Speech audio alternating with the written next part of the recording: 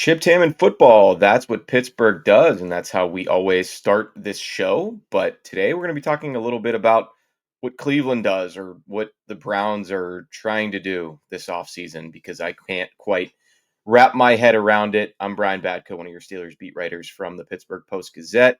Today, my guest is going to be Chris Easterling, Browns beat writer for the Akron Beacon Journal. Talk a little bit about what's going on with Kenny Pickett, Diontae Johnson, Devin Bush is over there. Of course, they drafted Shedeur Sanders.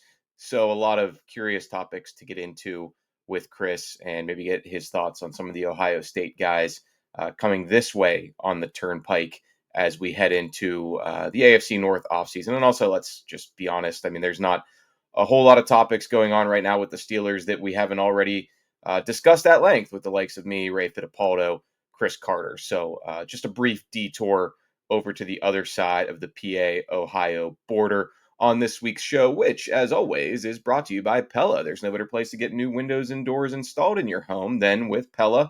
They can help you save on energy costs year-round. Schedule a free in-home consultation with your local Pella windows and doors to find the right product for your home and your budget. That's 866-593-1560 to get started planning on your new windows and doors installation with Pella Windows and Doors of Pittsburgh. Again, give them a call at 866-593-1560 to further discuss your project with Pella.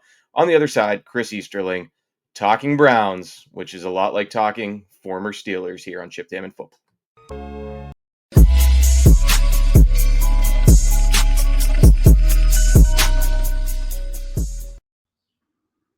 All right, there he is from the Akron Beacon Journal. Our guest this week, Chris Easterling. Chris, how's it going, man? Not too bad. How you doing?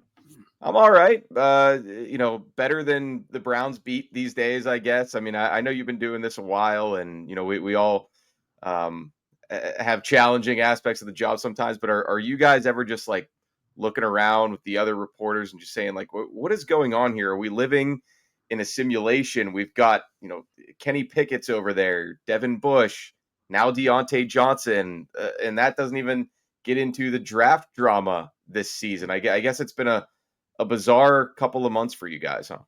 Oh, you haven't even thrown in the best defensive players in the league, for a month, throwing a temper tantrum and wanting to go someplace else. And, all this after a 3-14 season where the owner has doubled down on, no, we think the GM and head coach are the right people. And, that big, massive trade that might be the worst in the history of sports. Yeah, you get a mulligan on that. It never, what? If you're going to be bad, at least be interesting. So, welcome to Cleveland Browns football. Yeah, that's a little bit like what's going on with the Pittsburgh baseball team these days, but that's neither here nor there. But yeah, I wanted to have you on this week because it is a little bit like when you look at this Browns team, it's a little bit like looking at the Bizarro-Steelers. If you would have told me the summer going into the 2022 season, Devin Bush is going to be on the Browns 3 years from now, I'd have been like, okay, that I could see that. That probably makes sense.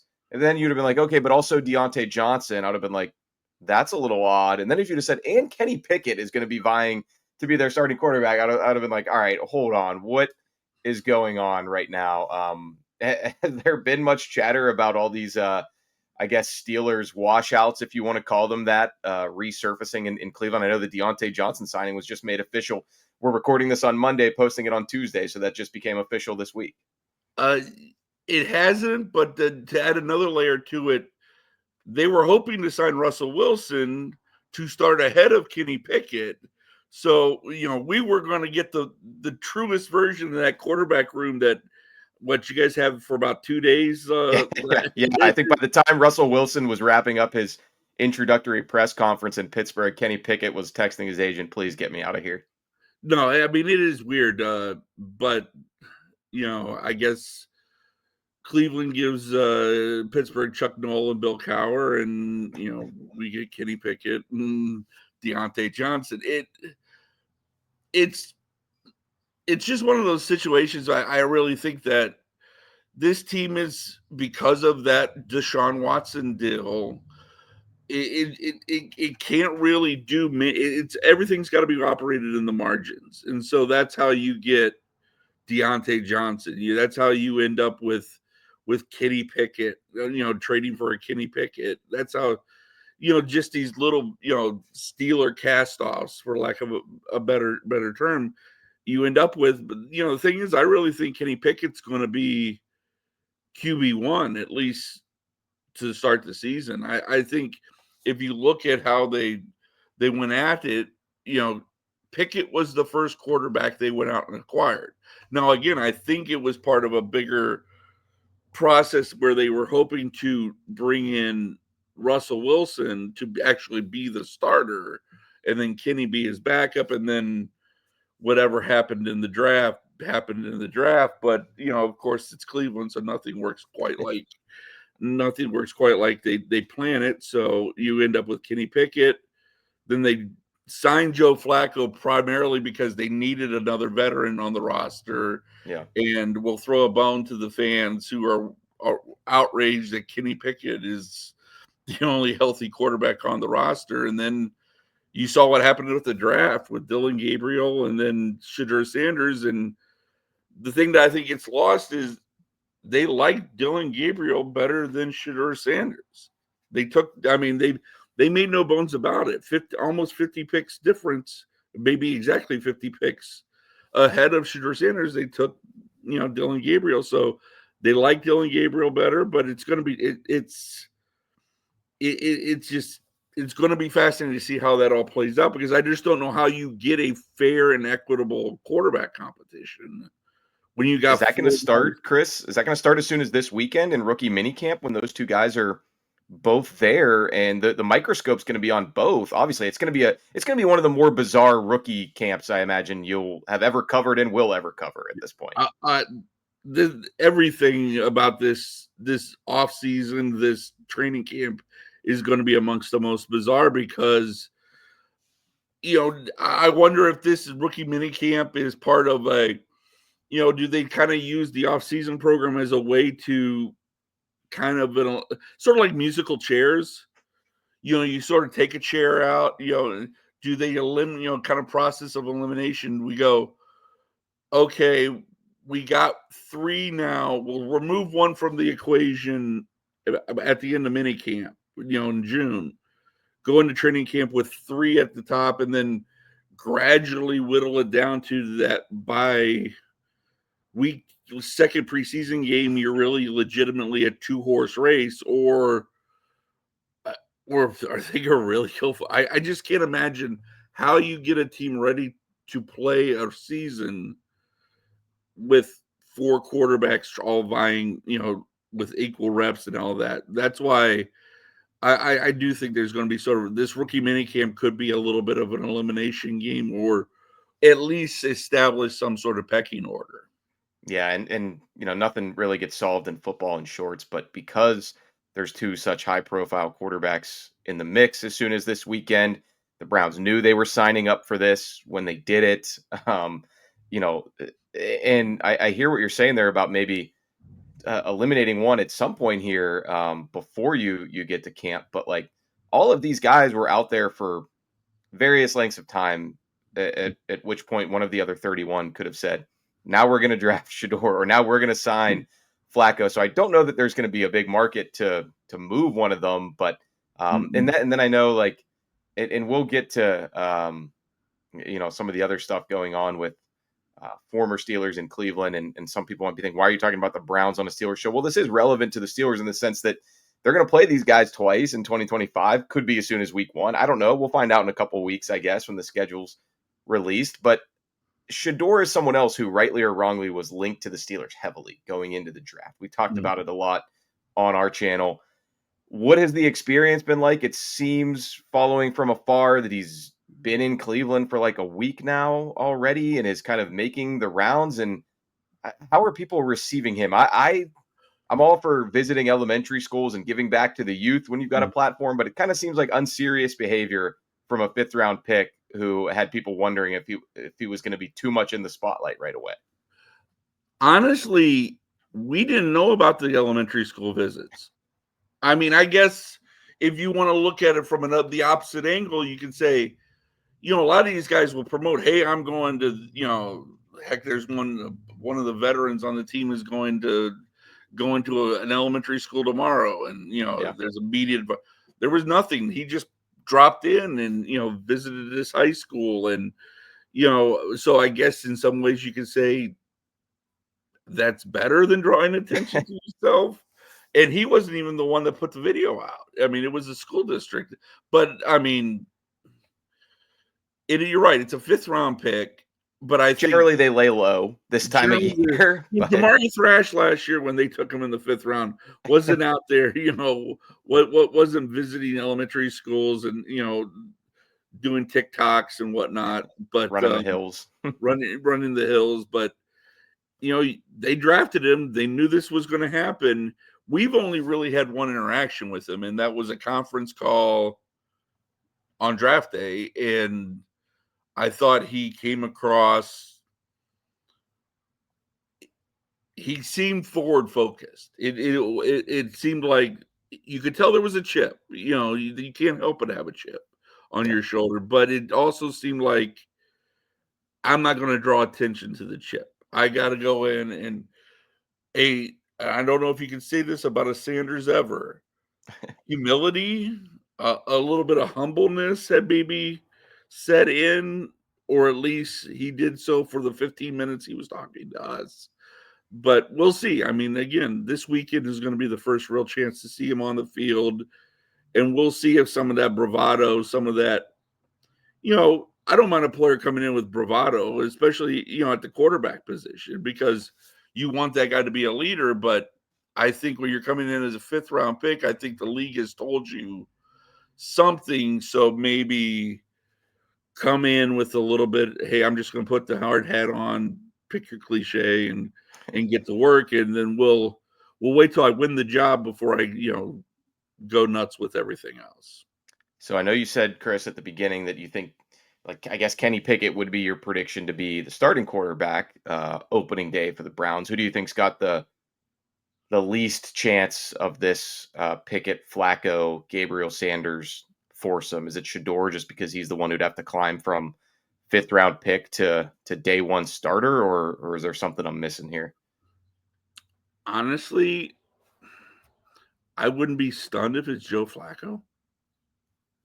I mean, again, I want to see how things play out, because I think with I think the Shedeur thing does. It's just, you sit back and say, yeah, he's a 5th-round pick, but it's Shedeur Sanders. Are they really going to cut Shedeur Sanders? Are they really going to cut Dillon Gabriel? This team, I don't think winning isn't the point in 2025. I don't think. I think they want to be competitive. They want to be competent. They want to, but this is part of it. They just won't say it out loud, a rebuild. So get whoever that starts to score, but it's Kenny Pickett, Joe Flacco, or one of the 2 rookies. Just play competent quarterback so the offense at least looks competent. And then, the Flacco deal is very incentive laden. So my guess is, if I had to say it on minute, I might say Joe.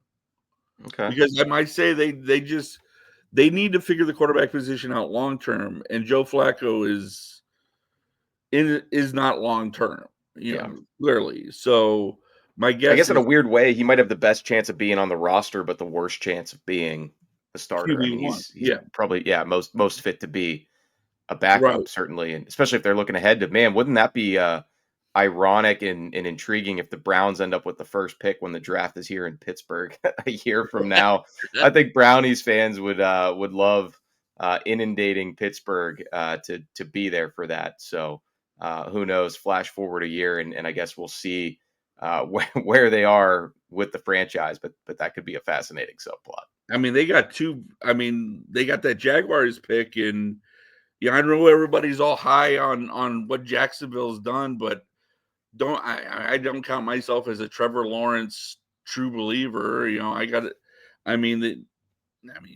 They picked in the top 5 now at least twice since he's been the quarterback there. So, but who knows where that pick's at. So, I think this is a big 2-year stretch, at least in off seasons, to maybe turn this thing around where, you sort of move on from the Watson deal and maybe turn this franchise into something it hasn't really been since the new franchise came into the league in '99. Is Diontae Johnson, where does he factor into their receiver rotation? Do you think he's going to be a central figure for them after a 2024 season in which he, let's see, if you go back to the offseason, he gets traded from the Steelers to the Panthers, has a couple good games in Carolina, gets dealt to the Ravens, does nothing in Baltimore, gets dealt to the Texans, does nothing with the Texans, technically gets re-signed by Baltimore for comp pick purposes or whatever. And now he's, going to his third AFC North team since the beginning of 2024. Where does he factor in, at this early juncture on paper, Chris? I think they're gambling that he is the one that, because that can at least provide a little more veteran help with Jerry Jeudy, because outside of Jerry Jeudy, they have nothing in terms of proven commodities. They signed DeAndre Carter in the offseason, but he's primarily going to special teams return guy. They have Cedric Tillman, who they really like, but he's in his third year, but both years has been hampered by concussions. So, yeah. I think this is a roll of the dice. And to be fair to Andrew Berry, these kind of rolls of the dice he's had some success with. He's found kind of scratch and dent sales, for lack of a better term, and they're hoping that maybe last year humbles Diontae a little bit. I mean, you would know better than most about Diontae Johnson, the person and the player. So maybe what he went through last year is a little bit of a humbling experience. He comes in, works hard, sees this as an opportunity, and if you get a good version of Diontae Johnson, then at least you have something there to complement Jerry Jeudy. If not, then much like they did with Kadarius Toney last year, you cut your losses. It's a 1-year deal and move on to the next whatever. Try to find the next part off the scrap heap that you can hope turns into Webster Slaughter. I don't know that Kenny Pickett and Diontae Johnson were on the same page much when they were here in Pittsburgh. So that'll be an interesting storyline for you guys once OTAs begin at the end of the month. Juan Thornhill, is he a good find for the Steelers? I know he had some up and down moments in Cleveland, but he was the only, I think, Brown turned Steeler this offseason. What do you make of his addition? He may be your Diontae Johnson. Without the problems where he bounced. It's fascinating because I don't know if he was ever healthy. His first year in Cleveland, he had this calf injury that he acknowledged last training camp. It was in 23. He had the injury that he should have just rested. He should have shut it down, let the calf heal, and instead he tried to play through it. And he thinks that hurt him more than. And he had a really bad 23 season, and then 24 he just. By the middle of the season, they were rotating Ronnie Hickman in, series by series, and there were just plays where there was a play they were MVS gets a loose for the Saints, gets loose on a long touchdown reception, and he literally just stops running. He just I saw that clip, yeah, and it's like, and he acknowledged, he's like, I just didn't think I could catch him. It's like. So he was checked out. He was checked out by the end of that season. I think he was checked out. I mean, because there was no playmaking, nothing that said. But again, I'm always somebody that tries to at least see the perspective of the other side and say, well, how much did the calf injury? How does this guy go from what he was in Kansas City, where he was a playmaker, he was a key contributor on one of the best teams on the best team, quite frankly, in the AFC for that time, to nothing in Cleveland. And, I think the injury had part to do with it. I think you're going to get an extremely motivated Juan Thornhill, because he's going to, especially when he sees 2 games against Cleveland on the schedule. So but it just didn't work in Cleveland. But again, was that Cleveland? Because it seems like we get a lot of those guys in this town that there's superstars everywhere else. They come here and it's like whatever. So, but I guess when you're careening toward the 5th overall pick in the draft, maybe some guys, yeah, the motivation and the drive starts to wane a little bit, and not just for the Browns, but for any right. losing team. Devin Bush, I know you spent part of your Monday digging through Allegheny County court records. I mean, do you think they're just going to, and allegations against him right now of assault and harassment Mhm. due to a domestic incident in Swickley here in the Pittsburgh suburbs? Do you think they're just going to cut him? I mean, is there with all that's gone on and the controversy the Browns have already waded into over the years? I guess by the time people hear this, he could be gone. But what do you think is going to happen with what's an unfortunate situation here? Well, the nice thing is they're in the voluntary portion of the off-season program. So if he's not at the facility, well, it's not mandatory to be at the Yeah, facility. So look, a year ago, they had a second-round pick, Mike Hall Jr., who was arrested for a similar, albeit much more violent domestic situation here in Cleveland suburbs, and they kept him. I mean, he literally practiced the day he literally practiced the day he got arrested, or the day after he got arrested. I mean, yeah, it was I don't. I think they're gonna give we're gonna let the process. I mean, I can answer these questions right now. I can tell right. you what Kevin said. We're gonna let the process play out. We respect the process. It's due process.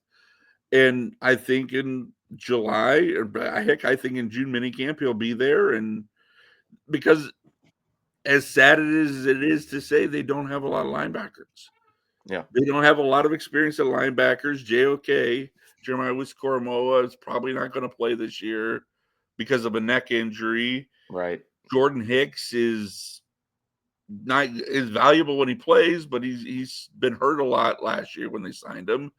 And then Devin is sort of your next big veteran. So part of me thinks that no, they're just going to they'll ride this out Yeah, they'll and see where it goes at they'll least. see Yeah, where it goes. And hey, maybe they'll hope that a couple of these young guys, and they drafted a linebacker out of UCLA and with the 33rd pick. Maybe some of these young guys give them a reason, just say, hey, move on. But my experience has been, I mean, you can look, I mean, the track record is a track record. And these yeah. guys, if you can play or a modicum of ability, they'll overlook literally just about anything in your I back. hear you. I hear you. Well, the last thing before I let you go, Chris, was there much consternation in I guess, well, the portion of Buckeye Nation that is part of Browns fandom that Jack Sawyer and Will Howard, two Ohio State legends, are coming across the border to play in Pittsburgh when I mean, we know all the picks that the Browns had at their disposal. They could have taken either of them several times, especially Will Howard. Have you heard much from the fan base about wanting to keep those Scarlet and Gray guys in state, or is that not so much an issue there? When the Jack Sawyer pick was made in the media room, all that was said was, "What a typical Steeler pick." Yeah, Just I mean, and he is a prototypical Steeler. Jack Sawyer is going to become a really good football player in Pittsburgh. I get my bet is Will Howard. The Buckeye fans just you would have thought this was Patrick Mahomes reincarnate or Tom Brady reincarnate. Well, maybe not Tom Brady because he went to Michigan. bad example from that standpoint, but Josh but Allen. Yeah, but they just talked him up. They wanted the Browns to take him like in the second round. wow. But I mean, I'm not an Ohio State fan, Yeah, so I don't necessarily look at it. I thought he was I think he's a very, very nice player. I think he's going to be a guy who's going to have a nice 10-year career as a backup, a steady guy that you can count on. Your starter goes down, put Will in the game. Don't lose. He won't lose you the game. but he's not a guy that I don't think, this is my opinion, I could be proven wrong.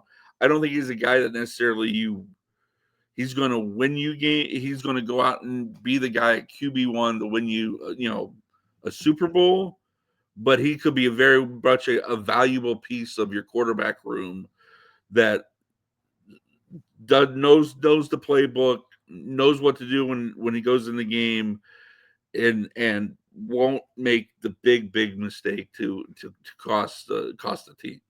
And doesn't have people in his inner circle going back and forth with local beat writers and fans on social media, I guess, which is not a bad thing to have from your late round drafted quarterback as he's trying to assimilate into a new place. But, well, let me ask you this. Are you Yeah. looking forward to watching the McAfee show?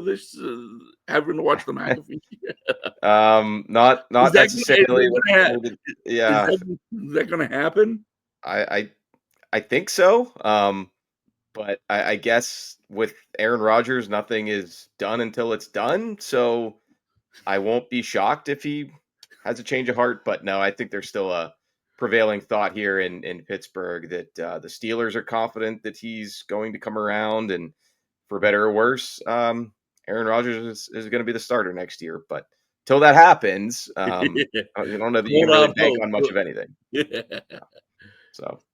All right, Chris. Well, hey, thanks so much for hopping on with me to go through what's been a crazy and wild time out there. Anything else you want to add here before I get you out of here? No, it's just it's never a dull moment in Cleveland and with this football team, and it's amazing that this team still has like at least three or four elite players on it. When you think of Myles Garrett, Denzel Ward, Joel Bitonio, Wyatt Teller, Jack Conklin, and yet 3 wins, 4 wins, 5 wins is what everybody is probably projecting for this team this year. It's just amazing. Yeah, well, one of them might come against the Steelers. They usually find a way to split during the season for the most part. So, well, maybe we'll talk to you again closer to September and October once we're in the middle of it. But yeah, that's Chris Easterling from the Akron Beacon Journal, and good luck with chronicling the Browns for the next few months, my man. Hey, thanks a lot for having me. Yep, we'll see you. All right, there he goes. Appreciate you guys for checking out the show. The Steelers and Browns more intertwined than ever, it seems, with some of these players crossing from the PA to Ohio border and back. As always, our show also sponsored by Goldberg, Persky, and White. If you've been diagnosed with mesothelioma or lung cancer, call your local attorneys at Goldberg, Persky, and White. For more than 40 years, their firms represented thousands of lung cancer and mesothelioma victims. Call 1-800-COMPLEX or visit gpwlaw.com for a free consultation. Chris Carter and Ray Fittipaldo will be back tomorrow with more Steelers talk on the North Shore Drive. I'll have my Steelers mailbag for you on Thursday. And then, yes, lots to write and talk about from rookie mini camp this weekend. See you all then. I'm Brian Batko.